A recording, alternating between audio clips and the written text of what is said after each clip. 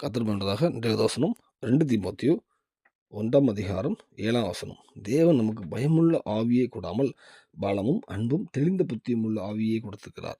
கர்த்தர் பண்றதாக இந்த வசனம் பார்க்கும்போது பசுத்த ஆவியானவர் நம்ம நடத்தும் பொழுது என்ன மாதிரி இருக்கும்னா, நம்மள்ட்ட ஒரு பலம் இருக்குமா, அன்பு தெளிந்த புத்தி இருக்குமா? நம்மள்ட்ட இது இருக்குதா? நம்ம எதுக்கும் ஒரு பயப்படுறோமா?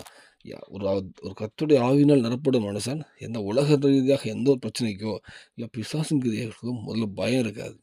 நம்ம ஏன் பயப்படுறோம்? நம்மள்ட்ட கர்த்தருடைய ஆவியானவர் இருந்தா கண்டிப்பா பயம் இருக்காது. உலகத்த வாழ்க்கை பத்தியோ, இந்த பிசாசின் கிரியை பத்தியோ எது வந்து பயம் இருக்காது. ஒரு அன்பு இருக்கும்.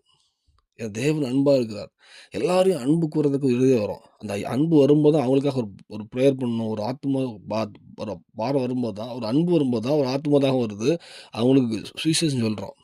நம்ம எதுக்கு சொல்றோம்? அந்த ஆத்துமா நரகத்துக்கா போயிட்டுருக்கேன்னு ஒரு அன்பு வந்தா தான் சுவிசேஷம் சொல்ல முடியும். அந்த அன்பு பசுத்த ஆவியானவர் வரும்போது நமக்கு வரும்.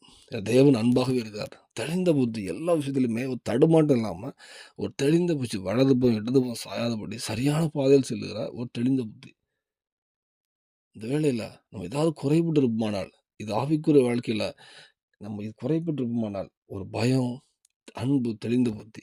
இதில ஏதாவது நம்ம குறைபட்டு இருப்போமானால், ஒரு பலம் இல்லாத ஒரு ஒரு பயம் இல்லாத வாழ்க்கை, அன்புக்குரிய வாழ்க்கை, தெளிந்த புத்தி. இதில ஏதாவது குறைபட்டு இருப்போமானால், இந்த ஒரு விஷயம் கர்த்தர்ட்ட நம்ம அர்ப்பணிப்போம். கண்டிப்பாக தேவன் தருவார். இந்த பூமியில வேதத்தின்படி பரிசுத்த ஆவியின் நடத்தலோடு ஒரு சாட்சியுள்ள வாழ்க்கை இந்த பூமியில வாழ்வோம். பரலோகத்துக்கு தேவன் ஆயத்தப்படுத்துவார். அநேக ஜனங்கள் பரலோகத்துக்கு வருது உங்களையும் தேவன் பயன்படுத்துவார். அர்ப்பணிப்பும் தேவனுக்கு விஷயம் ஆமென்.